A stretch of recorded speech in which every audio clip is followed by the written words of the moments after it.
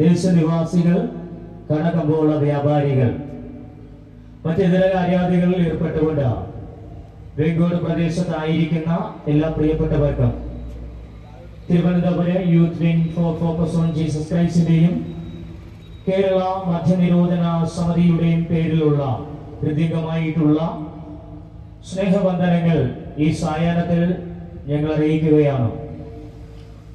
രാവിലെ പുളിയറക്കോണത്ത് നിന്ന് ആരംഭിച്ച ലഹരി വിരുദ്ധ ബോധവൽക്കരണ സുവിശേഷ സന്ദേശ യാത്രയാണ് ഈ വേങ്കോട് പ്രദേശത്ത് കടന്നു വന്നിരിക്കുന്നത്.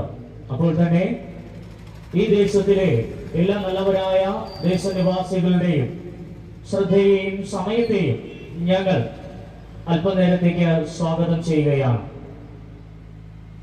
ഞങ്ങൾ ദേശത്തേക്ക് കടന്നു വന്നതിന്റെ പ്രധാന ഉദ്ദേശം എന്ന് പറയുന്നത് ലഹരിക്കെതിരെ നാളെയുടെ വാഗ്ദാനങ്ങളിൽ തച്ചുടച്ചുകൊണ്ടിരിക്കുന്ന ലഹരി പദാർത്ഥങ്ങളിൽ നിന്നും നമ്മുടെ തലമുറകളെ എങ്ങനെ രക്ഷയിലേക്ക് കൊണ്ടുവരാം എന്നുള്ള ഒരു സന്ദേശവുമായാണ് ഞങ്ങൾ ഈ ദേശത്തേക്ക് എത്തിപ്പെട്ടിരിക്കുന്നത്. നമുക്കറിയാം, നമ്മുടെ കാതുകളിൽ നിരന്തരം കേൾക്കുന്ന വളരെ വേദനാജനകമായ വാർത്തകൾ മീഡിയകളിലൂടെ, പത്രങ്ങളിലൂടെ ദിനംപ്രതി നമ്മൾ കേട്ടുകൊണ്ടിരിക്കുന്ന വാർത്തകൾ വളരെ വേദനാജനകമായ വാർത്തകളാണ്. ലഹരി ഉപയോഗിക്കുന്ന ഒരു തലമുറ ഇന്ന് നമ്മൾ കണ്ടുവരികയാണ്. നാളെയുടെ വാഗ്ദാനം എന്താ? നമ്മൾ നമ്മുടെ കുഞ്ഞുങ്ങളെ വളരെ സ്നേഹത്തോടെ, ലാളനയോടെ നമ്മുടെ കുഞ്ഞുങ്ങളെ നമ്മൾ ആഗ്രഹപൂർവ്വം വളർത്തിയെടുക്കുന്നുണ്ട്. പക്ഷേ ഇന്നത്തെ കാലഘട്ടത്തിൽ നമ്മുടെ കുഞ്ഞുങ്ങൾ എങ്ങനെയാണ് ജീവിക്കുന്നത്, ഏതു തരത്തിലേക്കാണ് നമ്മുടെ കുഞ്ഞുങ്ങൾ മുൻപോട്ട് പോയിക്കൊണ്ടിരിക്കുന്നതെന്ന് നമുക്ക് ആർക്കും അറിയുവാൻ കഴിയുന്നില്ല. എന്നാൽ ചില വാർത്തകൾ നമ്മുടെ മുന്നിലേക്ക് എത്തുമ്പോൾ ചിലപ്പോഴൊക്കെ നമ്മുടെ കുഞ്ഞുങ്ങളെ നമ്മൾ ഓർക്കാറുണ്ട്. അയ്യോ, എന്റെ കുഞ്ഞ് എങ്ങനെയാണ് പോയിക്കൊണ്ടിരിക്കുന്നത്, എന്റെ കുഞ്ഞ് ഏത് മാർഗത്തിലൂടെയാണ് പോയിക്കൊണ്ടിരിക്കുന്നത്, അവന്റെ കൃത്യമായ വരവും അവന്റെ യാത്രകളും പലപ്പോഴും നമ്മൾ നിരീക്ഷിച്ചിട്ടുണ്ടെങ്കിലും ഉള്ളിനകത്ത് ഒരു വേദനിപ്പിക്കുന്ന സംശയം ബാക്കി നിൽക്കുകയാണ്. എന്താണ് അതിന്റെ കാരണമെന്ന് ചോദിച്ചാൽ, ഞാൻ നേരത്തെ നിങ്ങളോട് പറയുന്നതുപോലെ മാധ്യമങ്ങളും മീഡിയകളും വളരെ ഉച്ചത്തിൽ അവർ ഉറപ്പിച്ചു പറയുന്ന ചില കാര്യങ്ങൾ കഴിഞ്ഞ ദിനങ്ങളിൽ നമ്മൾ കേട്ടതാണ്. അതിലൊരു വാർത്ത ഞാൻ നിങ്ങളോട് പറയുവാൻ ആഗ്രഹിക്കുകയാണ്. 13 വയസ്സുള്ള ഒരു പെൺകുഞ്ഞ് MDMA എന്ന് പറയുന്ന മാരകമായ ലഹരി പദാർത്ഥത്തിന് അടിമയായി തീർന്ന ഒരു വാർത്ത എന്റെയും നിങ്ങളുടെയും കാതുകളിൽ കേൾക്കുവാനിടയായി തീർന്നു.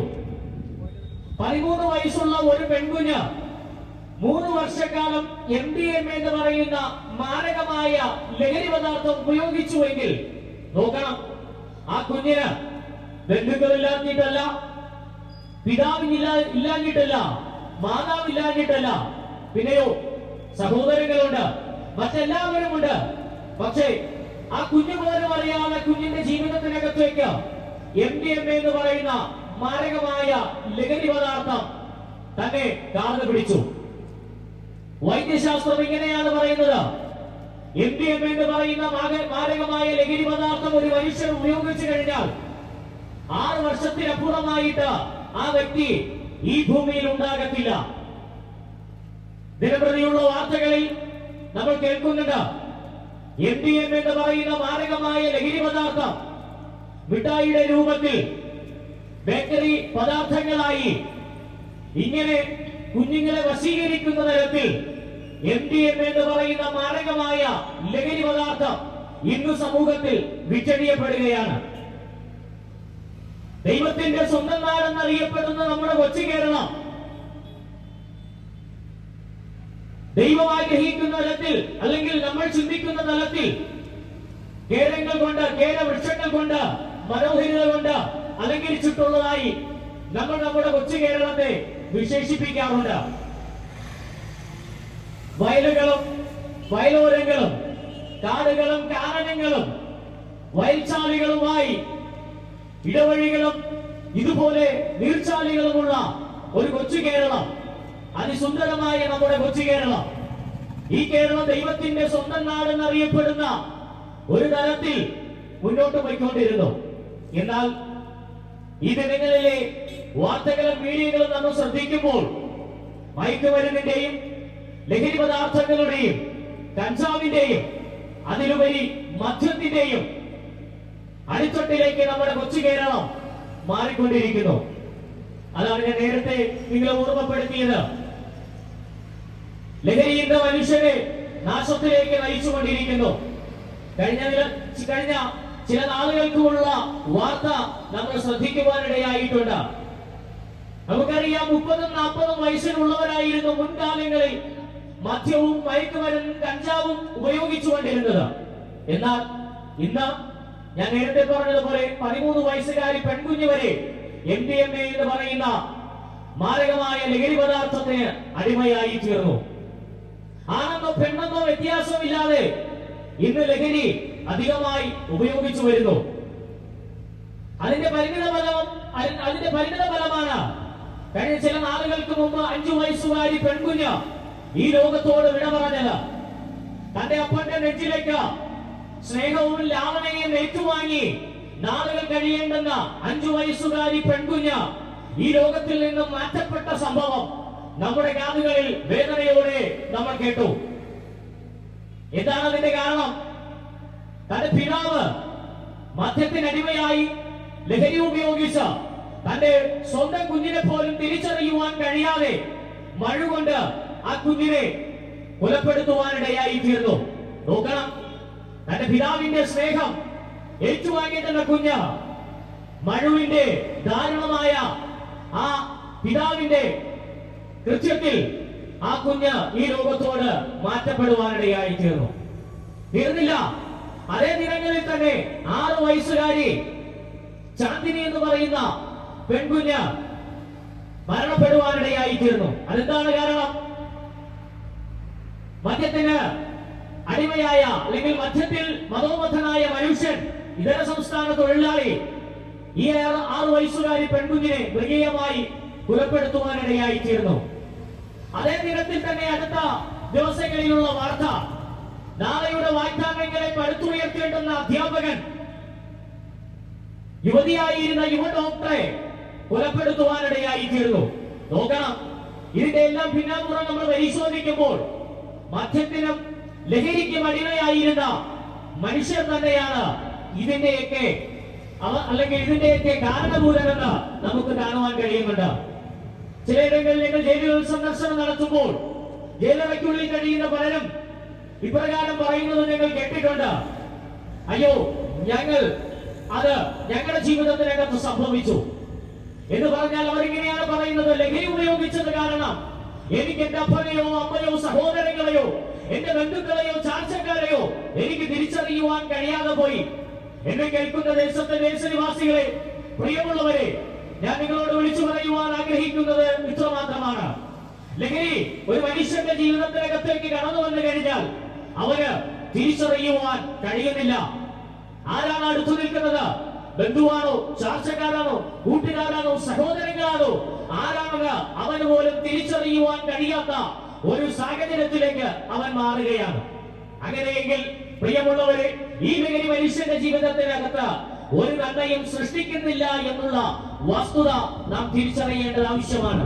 1-2 കാര്യങ്ങൾ മദ്യത്തെ കുറിച്ച് ഞാൻ പറയുവാൻ ആഗ്രഹിക്കുകയാണ്. എന്താണ് മദ്യം? മദ്യം ഇന്ന് മനുഷ്യന്റെ ജീവിതത്തിനകത്ത് നാശങ്ങൾ സൃഷ്ടിച്ചുകൊണ്ടിരിക്കുന്നു. ചില വാർത്തകൾ നിങ്ങളോട് ഞാൻ പറയുവാനിടയായിത്തീർന്നു.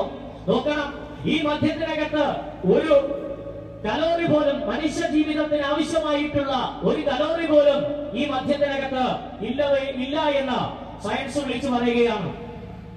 എന്നാൽ കേരളത്തിൽ ഇന്ന് നടക്കുന്ന എല്ലാ കുറ്റകൃത്യങ്ങളുടെയും 80% മദ്യം ഉപയോഗിച്ചാണ് എന്ന് ഗവൺമെന്റ് വിലയിരുത്തുകയാണ്. അതുപോലെ തന്നെ മദ്യത്തിൽ നിന്നുള്ള വരുമാനേക്കാൾ കൂടുതൽ തുക ഇന്ന് പല പ്രശ്നങ്ങൾക്ക് വേണ്ടി ഗവൺമെന്റ് ചിലവാക്കുകയാണ് എന്ന് തന്നെ ഗവൺമെന്റ് രേഖപ്പെടുത്തുന്നുണ്ട്. അപ്പോൾ നോക്കണം, മദ്യം കൊണ്ട് ഒരു മനുഷ്യന്റെ ജീവിതത്തിനകത്ത് ഒരു ഉപകാരവും വരുന്നില്ല. മറിച്ച് എന്തൊക്കെയാണ് സംഭവിക്കുന്നതെന്ന് നമുക്ക് നന്നായിട്ട് അറിയാം. നമ്മുടെ ജീവിത സാഹചര്യങ്ങളിൽ, നമ്മുടെ സമീപ പ്രദേശങ്ങളിൽ, നമ്മുടെ കുടുംബങ്ങളുടെ അകത്തു തന്നെ ചില കാര്യങ്ങൾ നമ്മൾ കാണാറുണ്ട്. ഈസയിൽ നിന്ന് കാശ് നഷ്ടപ്പെട്ടുകൊണ്ടിരിക്കുന്നു, ഭാര്യയിൽ നിന്ന് ഭർത്താവിന് നഷ്ടപ്പെട്ടുകൊണ്ടിരിക്കുന്നു, മക്കളിൽ നിന്ന് പിതാവിന് നഷ്ടപ്പെട്ടുകൊണ്ടിരിക്കുന്നു. അതിലുപരി കുടുംബത്തിനകത്ത് നിന്ന് സമാധാനം നഷ്ടപ്പെട്ടുകൊണ്ടിരിക്കുന്ന ഒരവസ്ഥയാണ് മദ്യം ഉപയോഗിക്കുന്ന ഒരു മനുഷ്യന്റെ ജീവിതത്തിനകത്തുണ്ടാകുന്നത്. അപ്പോൾ ഏകദേശം ഒരു ധാരണ എന്റെ ശബ്ദം ശ്രവിച്ച പ്രിയമുള്ളവർക്ക് മനസ്സിലായി എന്ന് ഞാൻ കരുതുകയാണ്. ലഹരി കൊണ്ട് ഒരു മനുഷ്യന്റെ ജീവിതത്തിനകത്ത് ഒരു നന്മയും ഉണ്ടാകുന്നില്ല. തെറ്റാണെന്ന് അറിഞ്ഞിട്ടും തെറ്റിലേക്ക് തന്നെ മനുഷ്യൻ പോകുവാൻ ആഗ്രഹിക്കുകയാണ് നമ്മുടെ കേരളം. നമുക്കറിയാൻ കഴിഞ്ഞ ദിവസങ്ങളിൽ വയനാടിന്റെ പ്രദേശത്ത് ഉരുൾപൊട്ടലുണ്ടായി. രാത്രി അന്തിമയങ്ങി രാവിലെ നല്ല പൊൻപുലരിയിൽ എഴുന്നേൽക്കണം, ചില കാര്യാദികൾ ചെയ്യണമെന്ന ആഗ്രഹത്തോടുകൂടി ആവേശത്തോട് കിടന്നുറങ്ങിയ പലരും പ്രഭാതത്തിൽ ഈ ലോകത്തിൽ നിന്നും മാറ്റപ്പെടുവാനിടയായി തീർന്നു. പലരുടെയും കണ്ണുനീരും വേദനയും ചില ദിവസങ്ങൾക്ക് മുമ്പ് നമ്മൾ കണ്ടുകൊണ്ടിരിക്കുകയാണ്. അവരുടെ മക്കളെ കാണാനില്ല, അവരുടെ ബന്ധുക്കളെ കാണാനില്ല, അപ്പനമ്മമാരെ കാണാനില്ല. നോക്കണമേ, അവരുടെ വേദനാജനകമായ വാർത്തകൾ ദിനംപ്രതി നമ്മൾ കേട്ടുകൊണ്ടിരിക്കുകയാണ്. അപ്പോൾ ഇന്ന് ഈ ലോകത്തിൽ നമ്മൾ പിന്നെയും അതൊന്നും അറിയാതെ നമ്മുടെ സ്വന്തം ആവശ്യങ്ങൾക്ക് വേണ്ടി മാത്രം നമ്മൾ മദ്യം ഉപയോഗിച്ച്, ലഹരി ഉപയോഗിച്ച് നമ്മുടെ ജീവിതത്തെ നഷ്ടപ്പെടുത്തി കളയുന്ന ഒരവസ്ഥയാണ് ഇന്ന് ഇവിടെ ഉണ്ടായിക്കൊണ്ടിരിക്കുന്നത്. അതുകൊണ്ട് ഞങ്ങൾ നിങ്ങളോട് വിളിച്ചു പറയുവാൻ ആഗ്രഹിക്കുന്ന പ്രിയമുള്ളവരെ, ലഹരി കൊണ്ട് ഒരു മനുഷ്യന്റെയും ജീവിതത്തിനകത്ത് നന്മയുണ്ടാകുന്നില്ല, പകരം തിന്മകൾ മാത്രം. ജയിലറകളിലേക്ക് മനുഷ്യൻ കടന്നു പോകുന്നു, പാപത്തിലേക്ക് മനുഷ്യൻ അകപ്പെട്ടു പോകുന്നു.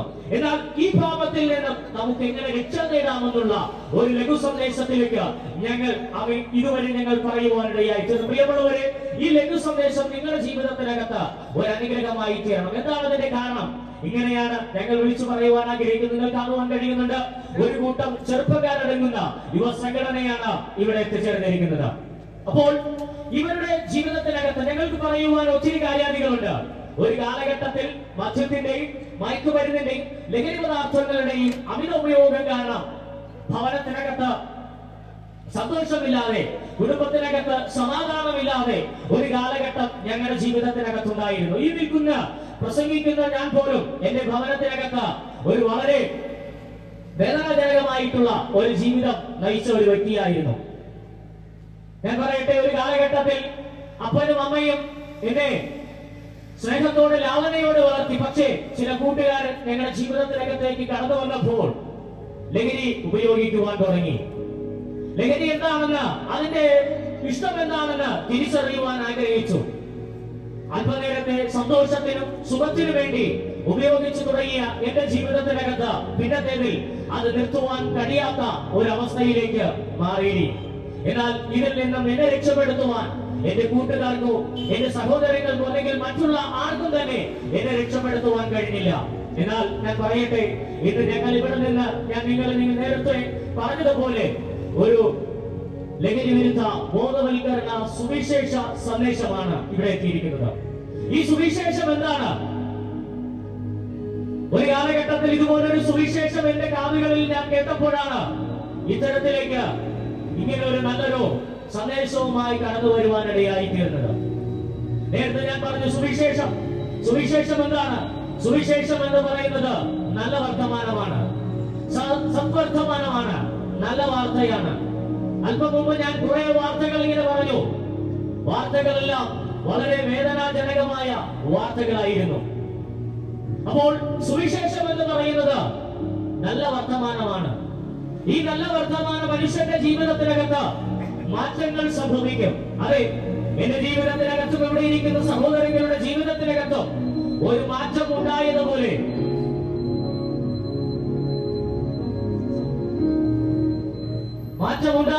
നിങ്ങളുടെ ജീവിതത്തിനകത്തും ഒരു മാറ്റം ഉണ്ടാകുവാനിടയായി തീരും. സുവിശേഷം മനുഷ്യനെ സ്നേഹിക്കുന്ന ഒരു സന്ദേശമാണ്. നമുക്കറിയാൻ കഴിയുന്നുണ്ട്, ലോകത്തിൽ ഇന്ത്യക്കകത്തു തന്നെ വളരെ മൃഗീയമായി ജീവിച്ചിരുന്ന മനുഷ്യരുണ്ടായിരുന്നു. നമ്മുടെ കേരളം വിട്ടു കഴിഞ്ഞാൽ നോർത്ത് ഇന്ത്യയുടെ ഭാഗത്ത് വിവിധ പ്രദേശങ്ങളിൽ നമുക്കറിയാൻ കഴിയാത്ത ഒത്തിരി മനുഷ്യരുണ്ടായിരുന്നു. മനുഷ്യ സ്നേഹികളായി മാറ്റിയത് സുവിശേഷമാണ്. മനുഷ്യരെ പച്ചയോടെ തിന്നുന്ന ഒരു മനുഷ്യരുണ്ടായിരുന്നു നമ്മുടെ ഇന്ത്യക്കകത്ത് പോലും. അവരെ മനുഷ്യരെ സ്നേഹിക്കുവാൻ, മനുഷ്യരെ നന്നായി ജീവിക്കുവാൻ പഠിപ്പിച്ചത് ഈ സുവിശേഷമാണ്. അപ്പോൾ ഈ സുവിശേഷം മനുഷ്യരാശിയെ രക്ഷയ്ക്ക് വേണ്ടി ഉതകുന്നതാണ്. ഈ സുവിശേഷം കൊണ്ട് ഒരിക്കലും ഇതുവരെ ആരും നശിച്ചു പോയിട്ടില്ല. ഒരു മനുഷ്യനും ഇതുവരെ നാശത്തിലേക്ക് പോയിട്ടില്ല. മറിച്ച് സുവിശേഷം കേട്ടവർ എല്ലാവരും നല്ല ജീവിതത്തിലേക്ക് വരുവാനിടയായി തീർന്നു, നല്ല അനുഭവത്തിലേക്ക് വരുവാനിടയായി തീർന്നു. അങ്ങനെയെങ്കിൽ ഞങ്ങൾ ദേശത്തോട് വിളിച്ചു പറയുവാൻ ആഗ്രഹിക്കുന്നു, പ്രിയമുള്ളവരെ, ഈ സുവിശേഷം നിങ്ങളുടെ ജീവിതത്തിനകത്തും ഒരു നന്മയായി തീരും. സുവിശേഷം എന്ന് പറയുന്നത് ദാവീദിന്റെ സന്തതിയാൽ ജനിച്ച് മരിച്ച് അടക്കപ്പെട്ട യേശു ക്രിസ്തുവാകുന്നു സുവിശേഷം എന്ന് പറയുന്നത്. അപ്പോൾ നിങ്ങൾ ചിന്തിച്ചേക്കാം, ലഹരിയിൽ നിന്ന് തുടങ്ങിയ സന്ദേശങ്ങൾ മാറിക്കൊണ്ടിരിക്കുകയാണല്ലോ. അതേ പ്രിയമുള്ളവരെ, ഈ സന്ദേശം എന്ന് പറയുന്നത് സുവിശേഷമാണ്. ഞാൻ നേരത്തെ ഓർമ്മപ്പെടുത്തിയതുപോലെ സുവിശേഷത്തിന്റെ പ്രാധാന്യത എന്ന് പറയുന്നത് യേശു ക്രിസ്തുവാണ്. യേശു ക്രിസ്തു ആരാണ് എന്നതിന് ഒരുപാട് ചോദ്യങ്ങളുണ്ട്. ലോകത്തിന്റെ താണഭൂമിയിലേക്ക്, മനുഷ്യരാശിയുടെ ഇടയിലേക്ക് പാപത്തിന് പരിഹാരമായി ഇറങ്ങി വന്ന നസ്രയത്തുകാരനായ യേശു ക്രിസ്തു. നമുക്കറിയാം, ഇന്ന് സകല മനുഷ്യരും പാപത്തിലായിരിക്കുന്നു. പാപത്തിലായിരിക്കുന്ന മനുഷ്യർ അവരവരുടെ പാപത്തിൽ നിന്നും മോക്ഷം നേടുവാൻ വേണ്ടി മലകൾ ചവിട്ടുന്നതും അതുപോലെ തന്നെ പലവിധമായ നേർച്ചകൾ കഴിക്കുന്നതും എല്ലാം അവനവന്റെ പാപത്തിന് പരിഹാരമാകുവാൻ വേണ്ടിയാണ്. എന്നാൽ പാപം മനുഷ്യന്റെ ജീവിതത്തിനകത്ത് എല്ലാ മതഗ്രന്ഥങ്ങളും ഒരുപോലെ വിളിച്ചു പറയുന്നു, മനുഷ്യൻ പാപിയാണ്. അപ്പോൾ മനുഷ്യൻ പാപിയാണ് എന്ന് എല്ലാ മനുഷ്യരും എല്ലാ ഗ്രന്ഥങ്ങളും ഒരുപോലെ വിളിച്ചു പറയുന്നുണ്ട്. വിശുദ്ധ വേദപുസ്തകം മാത്രമല്ല മനുഷ്യൻ പാപി എന്ന് വിളിച്ചു പറയുന്നത്. സിഖ് മതത്തിന്റെ ഗ്രന്ഥസാഹിത്യം വിളിച്ചു പറയുന്നുണ്ട്, മനുഷ്യൻ പാപിയാണ്. ബുദ്ധമതത്തിന്റെ ത്രിപിടകയും വിളിച്ചു പറയുന്നുണ്ട്, മനുഷ്യൻ പാപിയാണ്. നോക്കണം, ഗ്രന്ഥങ്ങൾ ഒരുപാടുണ്ട്. ജൈനമതത്തിന്റെ ആഗമസൂത്രം വിളിച്ചു പറയുന്നു, മനുഷ്യൻ പാപിയാണ്. പാർസികളുടെ സ്വന്തവസ്ഥയെ വിളിച്ചു പറയുന്നു, മനുഷ്യൻ പാപിയാണ്. യഹൂദന്മാരുടെ ധോരണയും ഒരുപോലെ പറയുന്നത് എങ്ങനെയാണ്, മനുഷ്യൻ പാപിയാണ്. ഇസ്ലാമിന്റെ ഖുർആനും പറയുന്നു, മനുഷ്യൻ പാപിയാണ്. തീർന്നിട്ടില്ല. ഇന്ന് ഇന്ത്യയിൽ ഒരുപോലെ വിളിച്ചു പറയുന്ന വേദങ്ങൾ ഒരുപോലെ പറയുന്നു, മനുഷ്യൻ പാപിയാണ്. അപ്പൊ നോക്കണം, എല്ലാ മതഗ്രന്ഥങ്ങളും മനുഷ്യനെ പാപി എന്ന് മുദ്ര കുത്തുമ്പോൾ പാപത്തിൽ നിന്നും രക്ഷ നേടുവാൻ, പാപത്തിൽ നിന്നും രക്ഷപ്പെടുവാൻ മനുഷ്യൻ ആഗ്രഹിക്കുന്ന വിധത്തിലേക്ക് മനുഷ്യനെ കൃത്യമായ ഒരു തലത്തിലേക്ക് കൊണ്ടെത്തിക്കുന്നത് ഉലകത്തിൽ ഒരേ ഒരു ഗ്രന്ഥമാണ്, അത് വിശുദ്ധ വേദപുസ്തകമാണ്. എല്ലാ ഗ്രന്ഥങ്ങളും മനുഷ്യരെ പാപി എന്ന് മുദ്ര കുത്തുമ്പോൾ പാപത്തിൽ നിന്ന് രക്ഷ നേടുവാനുള്ള വഴി, മാർഗം നിർദ്ദേശിക്കുന്ന ഒരു പുസ്തകമുണ്ട് എങ്കിൽ അത് ഞങ്ങൾ ഉയർത്തുന്ന വിശുദ്ധ വേദപുസ്തകമാണ്. പ്രിയമുള്ളവരെ, നിങ്ങൾ ചിന്തിച്ചേക്കാം, വേദപുസ്തകം ക്രിസ്ത്യാനികളുടെ പുസ്തകമല്ലേ? ക്രിസ്തു ക്രിസ്ത്യാനികളുടെ ദൈവമല്ലേ? ഇല്ല പ്രിയമുള്ളവരെ, വിശുദ്ധ വേദപുസ്തകം എന്ന് പറയുന്നത് കറുത്തവനെന്നോ വെളുത്തവനെന്നോ പണ്ഡിതനെന്നോ പാമകനെന്നോ ഇല്ലാതെ സകല മാനവരാശിക്കും വേണ്ടി താണഭൂമിയിലേക്ക് ഇറങ്ങി വന്ന നസ്രയത്തുകാരനായ യേശു ക്രിസ്തുവിന്റെ പ്രവൃത്തികൾ അടങ്ങിയിരിക്കുന്ന പുസ്തകം വിശുദ്ധ വേദപുസ്തകം. ആ വേദപുസ്തകത്തിനകത്ത് മനുഷ്യന്റെ ജീവിതത്തെ കുറിച്ച്, മനുഷ്യന്റെ എല്ലാവിധമായ ഘടകങ്ങളെ കുറിച്ചും, മനുഷ്യൻ ജീവിക്കണം എന്നുള്ളത്, മനുഷ്യൻ എങ്ങോട്ട് പോകണമെന്നുള്ളത്, ഇനി നടക്കുവാൻ പോകുന്ന സംഭവങ്ങൾ, ഇതുവരെ നടന്നിട്ടുള്ള സംഭവങ്ങൾ, ഇതെല്ലാം വേദപുസ്തകത്തിനകത്ത് രേഖപ്പെടുത്തിയിരിക്കുന്നു. വേദപുസ്തകത്തെ കുറിച്ച് പഠിക്കുമ്പോൾ 160 പതിറ്റാണ്ട് കൊണ്ട് 40-ൽ പരം എഴുത്തുകാർ ചേർന്നുകൊണ്ട് എഴുതപ്പെട്ട ഒരു പുസ്തകം. ഈ പുസ്തകത്തിനകത്ത് എഴുതപ്പെട്ടിരിക്കുന്ന എല്ലാ കാര്യങ്ങളും ഒരുപോലെ ഒരേ രേഖകൾ ചേർത്തപ്പെട്ടിരിക്കുന്നു. അപ്പോൾ ഇന്ന് ഉലകത്തിൽ എല്ലാ ചരിത്രങ്ങളിലും ഒരുപോലെ നമുക്ക് കാണുവാൻ കഴിയുന്നത് വേദപുസ്തകത്തിനകത്ത് എഴുതപ്പെട്ട കാര്യങ്ങളാണ്. എന്നെ കേൾക്കുന്ന പ്രിയമുള്ളവരെ, നിങ്ങളതൊന്ന് വായിച്ചു നോക്കുകയാണെങ്കിൽ, നിങ്ങൾ അതിനെ ശ്രദ്ധിച്ചു നോക്കുകയാണെങ്കിൽ ഇതുവരെ ലോകത്തിൽ നടന്നിട്ടുള്ളതായ എല്ലാ സംഭവങ്ങളും അതിനകത്ത് രേഖപ്പെടുത്തിയിരിക്കുന്നു. ഇനി വരുവാൻ പോകുന്ന മൂന്നാം ലോക മഹായുദ്ധത്തെ കുറിച്ച് വേദപുസ്തകം വളരെ ശക്തമായിട്ട് രേഖപ്പെടുത്തിയിരിക്കുന്നു. ഇന്ന് നടന്നുകൊണ്ടിരിക്കുന്ന ക്ഷാമവും ഭൂകമ്പവും അവിടെ ഇവിടെ ഉണ്ടായിക്കൊണ്ടിരിക്കുന്ന എല്ലാ ഭൂമിയുടെ പ്രതിഫലനങ്ങളും അവിടെ വളരെ വ്യക്തമായിട്ട് രേഖപ്പെടുത്തിയിരിക്കുന്നു. ഭൂമി കത്തുവാൻ പോകുന്നു എന്ന് വിശുദ്ധ വേദപുസ്തകത്തിനകത്ത് മലാക്കി എഴുതിയ പ്രവാചകന്റെ പുസ്തകത്തിനകത്ത് ചൂട് പോലെ കത്തുന്ന ഒരു ദിവസം വരും. അന്ന് അഹങ്കാരികളെല്ലാം താവരിയതും വേരും കൊമ്പും ശേഷിക്കാതെ ദഹിപ്പിച്ചു കളയുമെന്ന് ദൈവത്തിന്റെ വചനം വളരെ ശക്തമായി രേഖപ്പെടുത്തിയിരിക്കുന്നു. ഇന്ന് ശാസ്ത്രലോകം വിധി എഴുതിയിരിക്കുന്നു.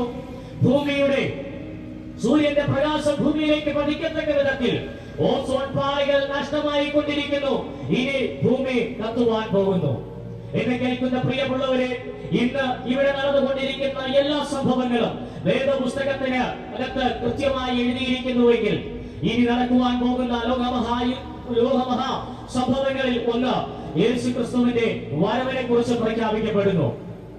യേശുക്രിസ്തു ഈ ഭൂമിയിലേക്ക് ഇറങ്ങി വരുവാൻ പോകുന്നു. എന്നാൽ യേശുവിൽ ജീവിക്കുന്ന ഒരു മനുഷ്യൻ സ്വർഗത്തിലേക്ക് അവരോടുകൂടെ പറന്നുയരുമെന്ന് വേദപുസ്തകം പറയുന്നു. എന്നെ കേൾക്കുന്ന പ്രിയമുള്ളവരെ, ഞാൻ വിളിച്ചു പറയട്ടെ, ഒരു മനുഷ്യന്റെ ജീവിതത്തിനകത്ത് മരണമുണ്ട്. മരണം വേദപുസ്തകം പറയുന്നത് പോലെ 3 വിധ മരണങ്ങളുണ്ട്. 1 ആത്മീക മരണം, 2 ശാരീരിക മരണം, 3 നിത്യമായ മരണം. ഈ 3 മരണങ്ങളിൽ 1 ആത്മീക മരണം എന്ന് പറഞ്ഞാൽ മനുഷ്യനും ദൈവവുമായി ബന്ധമില്ലാതിരിക്കുന്ന ഒരു മരണം, അത് ആത്മീക മരണം. ആ മരണത്തിലേക്ക് മനുഷ്യൻ അകപ്പെട്ടു പോയി കഴിഞ്ഞാൽ രണ്ടാമത്തെ മരണമായിരിക്കുന്ന ശാരീരിക മരണം, അത് ഞാനും നിങ്ങളും ഈ ഭൂമിയിൽ എന്നെ കേട്ടുകൊണ്ടിരിക്കുന്ന, എന്റെ ശബ്ദം ശ്രമിച്ചുകൊണ്ടിരിക്കുന്ന നിങ്ങളും അടുത്തതാകാം. പ്രിയമുള്ളവരെ, മരണം എല്ലാവർക്കും ഒരുപോലെയാണ്. കറുത്തവനായാലും വെളുത്തവനായാലും പണ്ഡിതനായാലും പാവനായാലും അവൻ എല്ലാവരും മരിക്കുവാനിടയായിത്തീരും. പക്ഷേ ഇവിടെ പറയുന്ന രണ്ടാമത്തെ മരണം ശാരീരിക മരണം. ഈ ശാരീരിക മരണം സംഭവിച്ചാൽ അടുത്ത ഉടനെ സംഭവിക്കുന്നത് നിത്യമായ മരണമാണ്. എന്ന് പറഞ്ഞാൽ മനുഷ്യൻ മരിച്ചു കഴിഞ്ഞാൽ 2 തലങ്ങളിലേക്ക് പോകുവാനിടയായിത്തീരും. 1 നരകം, 2 സ്വർഗം. ഇത് 2 ഏതിലാണ് നമ്മൾ പോകുവാൻ ആഗ്രഹിക്കുന്നത്? സ്വർഗത്തെ കുറിച്ച് ചിലർക്കെങ്കിലും നന്നായിട്ട് ബോധ്യമുണ്ട്. സ്വർഗം സന്തോഷകരമാണ്, സ്വർഗം നിത്യമാണ്, സ്വർഗം വളരെ മനോഹരമാണ്. പക്ഷെ നരകത്തെ കുറിച്ച് ചിന്തിക്കുമ്പോൾ ഇങ്ങനെയാണ്. നരകം, വേദപുസ്തകം പറയുന്നു, അവിടെ കരച്ചിലും പല്ലുകടിയും അവിടെ വേദനാജനകമായ സംഭവങ്ങളും. പക്ഷെ ഒരു മനുഷ്യൻ ജീവിച്ചിരിക്കുമ്പോൾ ആഗ്രഹിക്കുന്നത് സ്വർഗത്തിലേക്ക് പോകുവാൻ വേണ്ടിയാണ്. അങ്ങനെയാണെങ്കിൽ എന്റെ സന്ദേശം നിങ്ങൾ ഒന്നുകൂടി ശ്രദ്ധിക്കണമേ. ഈ സന്ദേശം എന്ന് പറയുന്നത് നിത്യസ്വർഗത്തിലേക്ക് എത്തിക്കുവാൻ വേണ്ടിയാണ്. ഈ ഭൂമിയിൽ നാം എന്തെല്ലാം നേടിയെന്ന് പറഞ്ഞാൽ ഈ ലോകത്തിൽ നിന്ന് നമ്മൾ മാറ്റപ്പെടുമ്പോൾ ഒന്നും കൊണ്ടുപോകുകയില്ല. നമുക്കറിയാം, ചരിത്രത്തിൽ വളരെ ശക്തനായ ഒരു മനുഷ്യനാണ് അലക്സാണ്ടർ ചക്രവർത്തി. അലക്സാണ്ടർ ദ ഗ്രേറ്റ് എന്ന് പറയുമ്പോൾ നമുക്ക് എല്ലാവർക്കും സുപരിചിതനാണ്. അദ്ദേഹത്തിന്റെ ചരിത്രം പഠിക്കുമ്പോൾ മഹാസമുദ്രത്തെ നോക്കിക്കൊണ്ട് അദ്ദേഹം വിളിച്ചു പറഞ്ഞത് ഇങ്ങനെയാണ്: ഹേ മഹാസമുദ്രമേ, നീ ഒരു കരയായിരുന്നുവെങ്കിൽ ഞാൻ നിന്നെ പിടിച്ചടക്കുമായിരുന്നു. എന്ന് പറഞ്ഞാൽ ഭൂമിയെ കീഴ്മേൽ മറിച്ച ലോകത്തിന്റെ വൻകരകളെ എല്ലാം പിടിച്ചടക്കിയ മനുഷ്യൻ അദ്ദേഹം 33-ാമത്തെ വയസ്സിൽ, അദ്ദേഹം 30-ാമത്തെ വയസ്സിൽ അദ്ദേഹം മരിക്കുവാനിടയായിത്തീരുന്നു. മരണത്തിന് മുന്നായി 3 കാര്യങ്ങൾ തന്റെ സഹപ്രവർത്തകരെ അടുക്കലേക്ക് വിളിച്ചിട്ട് അദ്ദേഹം 3 കാര്യങ്ങൾ ഓർമ്മപ്പെടുത്തി. ഒന്നിങ്ങനെയാണ്: ഞാൻ മരിക്കുമ്പോൾ എന്റെ ശവമഞ്ചം ചുമക്കുന്നത് വൈദ്യന്മാരായിരിക്കണം. 2, എന്റെ ശവമഞ്ചത്തിന്റെ 2 ഭാഗങ്ങളും 2 തുളകൾ ഉണ്ടാക്കി 2 കൈകളും പുറത്തേക്കിടണം. 3, എന്റെ ശവമഞ്ചം വയ്ക്കേണ്ടുന്ന കല്ലറ രത്നങ്ങൾ കൊണ്ടും വൈഡൂര്യങ്ങൾ കൊണ്ടും അലങ്കരിച്ചിരിക്കണം. നോക്കണം, 3 വിചിത്രമായ സംഭവമാണ്. അദ്ദേഹത്തിന്റെ സഹപ്രവർത്തകർ അദ്ദേഹത്തോട് ചോദിച്ചു, അദ്ദേഹത്തോട് താങ്കൾ എന്താണ് ഈ പറയുന്നത്? താങ്കൾ ഈ പറയുന്ന കാര്യങ്ങളെല്ലാം വളരെ വിചിത്രമാണല്ലോ, ഇതെങ്ങനെ സംഭവിക്കും? അതെ, ഒന്നായി അദ്ദേഹം പറയുവാനിടയായിത്തീർന്നു. 1, ഞാൻ മരിക്കുമ്പോൾ എന്റെ ശവമഞ്ചം ചുമക്കുന്നത് വൈദ്യന്മാരായിരിക്കണം. എന്തിനാ എന്ന് ചോദിച്ചപ്പോൾ അദ്ദേഹം പറഞ്ഞു, എന്റെ ആത്മാവിനെ ശരീരത്തിൽ നിന്നും വേർപെട്ടു പോകാതെ നിലനിർത്തുവാൻ ഇവിടെ ഉണ്ടായിരിക്കുന്ന ഒരു വൈദ്യന്മാർക്കും കഴിയുകയില്ല. നോക്കണമേ പ്രിയമുള്ളവരെ, സമ്പത്തുണ്ട്, എല്ലാ സാഹചര്യങ്ങളുമുണ്ട്, അദ്ദേഹത്തിന് വേണ്ടുന്ന അത്ര ആംബിയറുള്ള അല്ലെങ്കിൽ അത്രയും സന്നദ്ധരായ ഡോക്ടേഴ്സ് ഉണ്ട്, വൈദ്യന്മാരുണ്ട്. അദ്ദേഹം പറഞ്ഞു, ഈ ഡോക്ടർമാർക്ക്, ഈ വൈദ്യന്മാർക്ക് എന്റെ ശരീരത്തിൽ നിന്ന് എന്റെ ആത്മാവിനെ വേർപെടുത്താതെ പിടിച്ചു നിർത്തുവാൻ കഴിയുകയില്ല. അതുകൊണ്ട് ലോകം അറിയണം, വൈദ്യന്മാർക്ക് സാധ്യമല്ല. പ്രിയമുള്ളവരെ, മൾട്ടി സ്പെഷ്യാലിറ്റി ഹോസ്പിറ്റലുകളിൽ തിങ്ങി നിറഞ്ഞിരിക്കുന്ന ഒരു ദേശമാണ് നമ്മുടെ ദേശം. ഒരുപാട് ഡോക്ടേഴ്സ് ഉണ്ട്, അവർക്ക് ആർക്കും കഴിയുകയില്ല. നമ്മുടെ ശരീരത്തിൽ നിന്ന് നമ്മുടെ ആത്മാവിനെ പിടിച്ചു നിർത്തുവാൻ ആർക്കും കഴിയുകയില്ല. പണമുണ്ട്, പ്രശസ്തിയുണ്ട്, പ്രതാപമുണ്ട്, ഇവകളെ കൊണ്ട് നമ്മുടെ ആത്മാവിനെ പിടിച്ചു നിർത്തുവാൻ കഴിയുകയില്ല എന്നുള്ള ഒരു വസ്തുത എന്നെ കേൾക്കുന്ന പ്രിയമുള്ളവരെ നിങ്ങളൊന്ന് തിരിച്ചറിയണമേ. രണ്ടാമത് അദ്ദേഹം പറഞ്ഞത് ഇങ്ങനെയാണ്, എന്റെ ശവമഞ്ചത്തിന്റെ രണ്ട് ഭാഗങ്ങളിൽ രണ്ട് തുളകൾ ഉണ്ടാക്കി രണ്ട് കൈകളും പുറത്തേക്കിടണം. എന്തിനാണ്?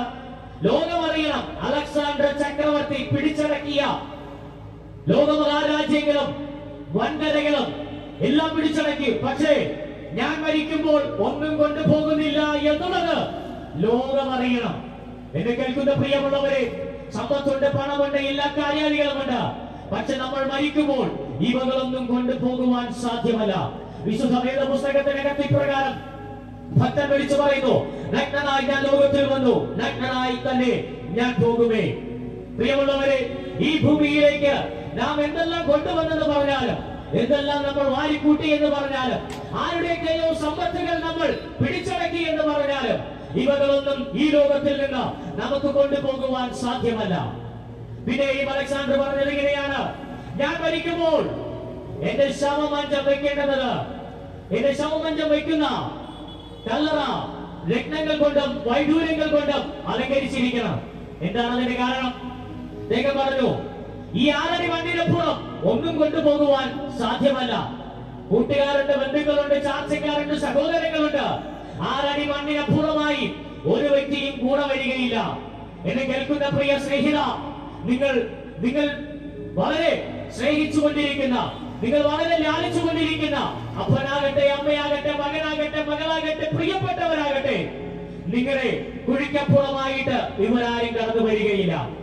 പലരും പറയുമ്പോൾ, ഞങ്ങൾ സുവിശേഷം അറിയിക്കുമ്പോൾ പലരും ഞങ്ങളോട് പറയാറുണ്ട്, ഞങ്ങളുടെ വീട്ടുകാർ സമ്മതിക്കുന്നില്ല, എന്റെ ബന്ധുക്കൾ സമ്മതിക്കുന്നില്ല. പ്രിയമുള്ളവരെ, മരണത്തിനപ്പുറമായിട്ടൊരു ജീവിതമുണ്ട്, മരണത്തിനപ്പുറമായിട്ടൊരു നിത്യതയുണ്ട്.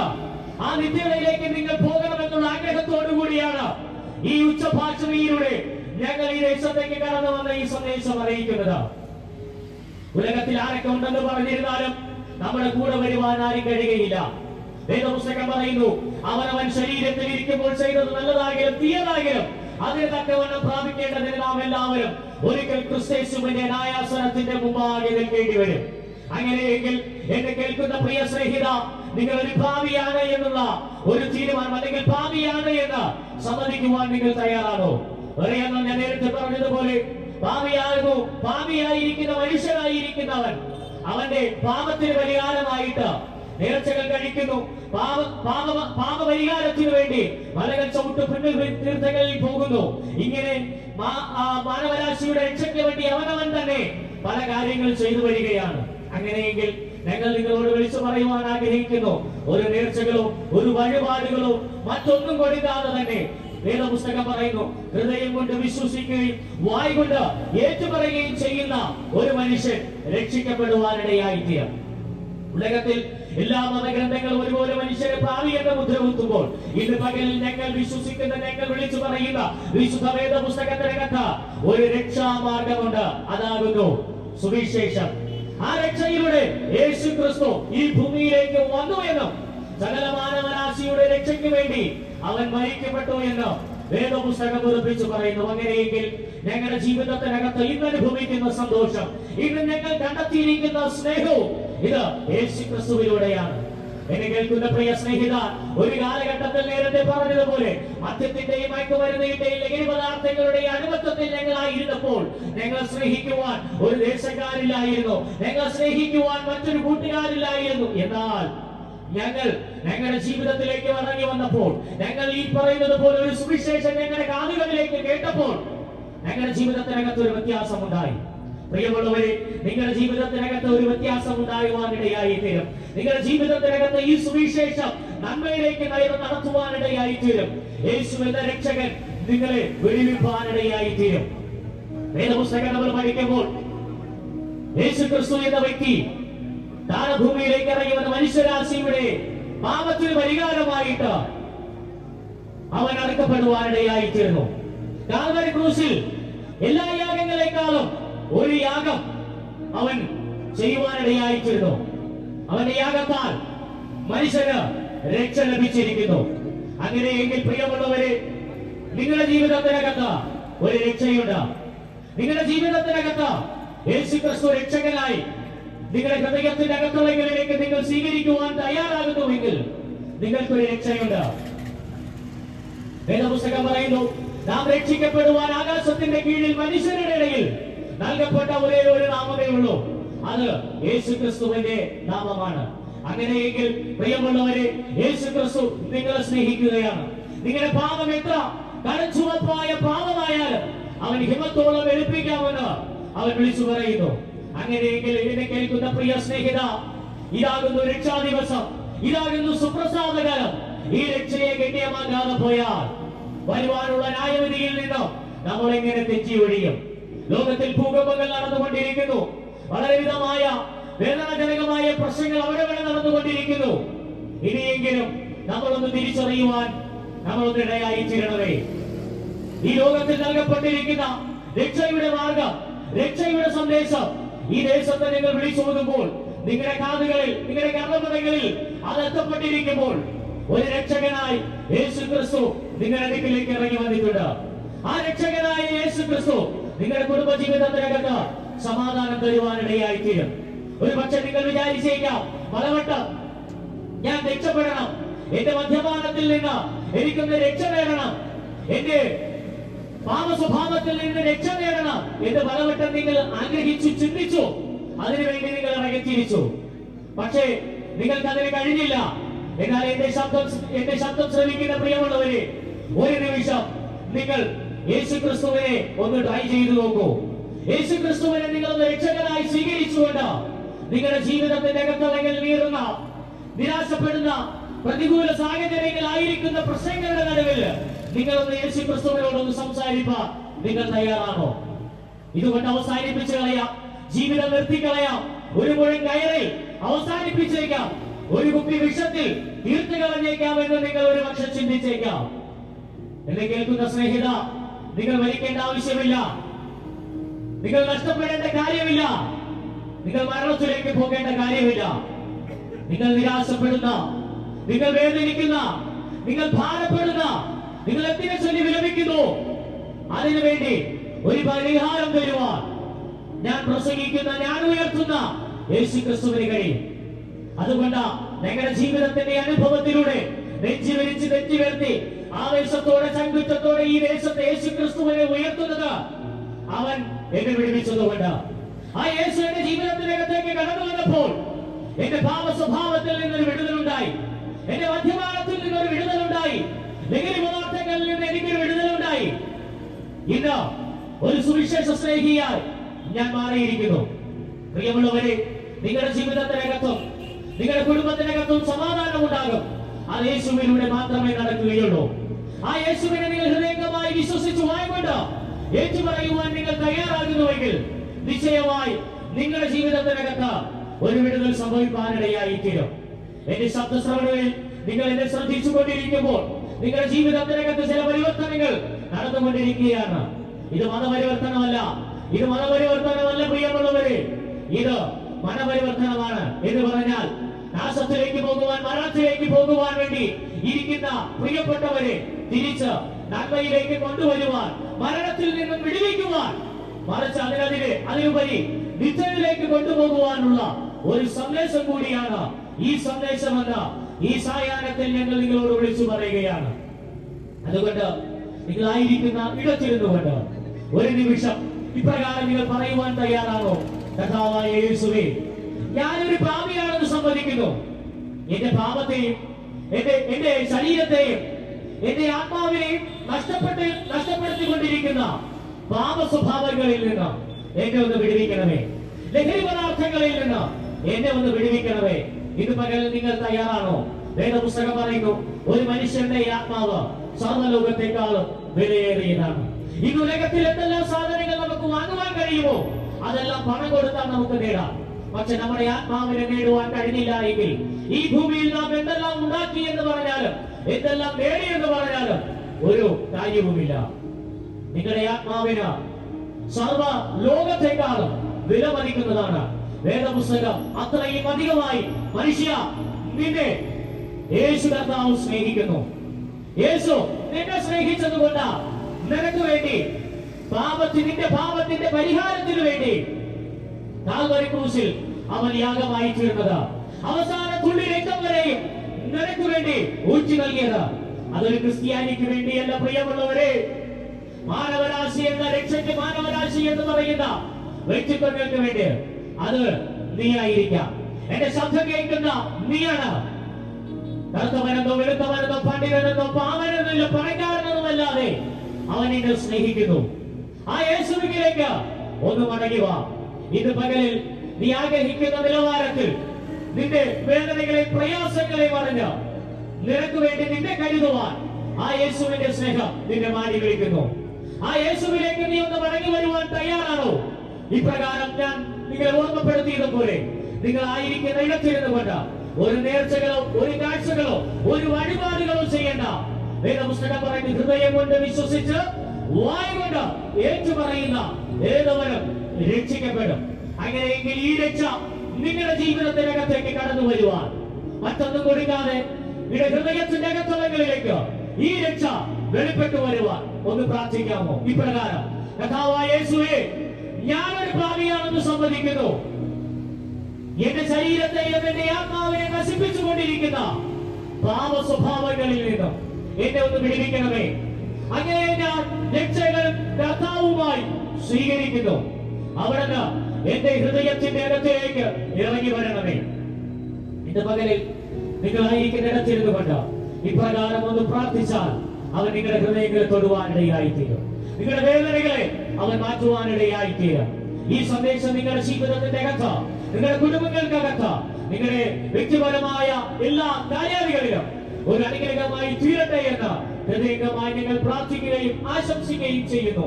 ഈ ദേശത്തെയും ദേശനിവാസികളെയും ഒരുപോലെ ദൈവം അനുഗ്രഹിക്കുകയും സഹായിക്കുകയും ചെയ്യട്ടെ എന്ന് പറഞ്ഞുകൊണ്ട് ഞാൻ വാക്കുകൾക്ക് വിരാമം കുറിക്കുന്നു. തുടർന്ന് ദൈവദാസന്മാർ നിങ്ങൾക്ക് വേണ്ടി പ്രാർത്ഥിക്കുന്നതായിരിക്കും. ദൈവം സഹായിക്കട്ടെ. ജാതിമതഭേദമന്യേ ഈ സന്ദേശം ശ്രമിച്ച എല്ലാ മാന്യ സ്നേഹിതർക്കും ഒരു പ്രാവശ്യം കൂടെ ഹൃദയം നിറഞ്ഞ നന്ദി അറിയിക്കുന്നു. പ്രിയപ്പെട്ടവരെ, ഈ സന്ദേശത്തിലൂടെ ഞങ്ങൾ നിങ്ങളെ സ്വാഗതം ചെയ്യുന്നത് താൽക്കാലികമായി ഭൂമിയിലുള്ള സുഖവാസത്തിന് വേണ്ടിയിട്ടല്ല, താൽക്കാലികമായ സമാധാനത്തിന് വേണ്ടിയിട്ടല്ല, പിന്നെയോ മരണത്തിനപ്പുറത്തുള്ള നിത്യമായ രക്ഷയിലേക്ക് നിങ്ങളെ കൊണ്ടുചെന്നെത്തിക്കുവാൻ കഴിയുന്ന കരുത്തുള്ള കർത്താവായ യേശു ക്രിസ്തുവിന്റെ സന്ദേശത്തെ നിങ്ങളിലേക്ക് എത്തിക്കുവാൻ ഞങ്ങൾ ആഗ്രഹിക്കുന്നു. ഒരു വാക്ക് നിങ്ങൾക്കായി പ്രാർത്ഥിച്ച വിദേശത്ത് കടന്നു പോകുവാൻ ഞങ്ങൾ ആഗ്രഹിക്കുന്നു. ഈ സന്ദേശം നിങ്ങളുടെ ജീവിതത്തിൽ ഒരു അനുഗ്രഹമായി തീരട്ടെ. മനുഷ്യന്റെ ജീവിതത്തിലെ സകല പ്രശ്നങ്ങൾക്കും പരിഹാരകൻ കർത്താവായ യേശു ക്രിസ്തു തന്നെയാണ്. വ്യക്തിപരമായ ജീവിതത്തിന്റെ അനുഭവത്തിലും കൂടെ നിന്നുകൊണ്ടാണ് ഞങ്ങൾ ഈ സന്ദേശം നിങ്ങളോട് അറിയിക്കുന്നത്. ഞങ്ങളുടെ ജീവിതത്തിലും ഉണ്ടായിരുന്ന സമാധാനത്തിൽ നിന്നും സന്തോഷമില്ലാത്ത ജീവിതത്തിൽ നിന്നും മദ്യത്തിന്റെയും മറ്റു മയക്കുമരുന്നിന്റെ ആസക്തിയിൽ നിന്ന് ഞങ്ങളെ വിടുവിച്ച നിത്യരാജ്യത്തിന് ഞങ്ങൾ അവകാശം തീർന്ന കർത്താവായ യേശു ക്രിസ്തുവിന്റെ സന്ദേശം, ആ രക്ഷയിലേക്ക് കടന്നു വരുവാൻ ഞങ്ങൾ നിങ്ങളെ സ്വാഗതം ചെയ്യുന്നു. നിങ്ങൾക്കായി ഞങ്ങൾ ഒരുമിച്ച് പ്രാർത്ഥിക്കുന്നു.